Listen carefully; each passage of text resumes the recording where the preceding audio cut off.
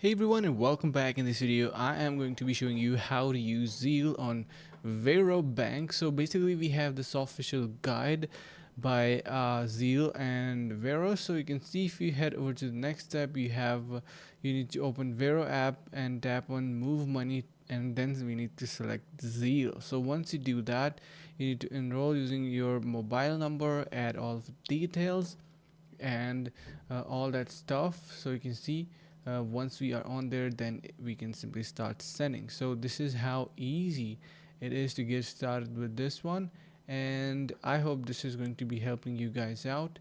If it does, you can consider subscribing to our channel. This is going to be the final step, and yeah, so I hope this helps.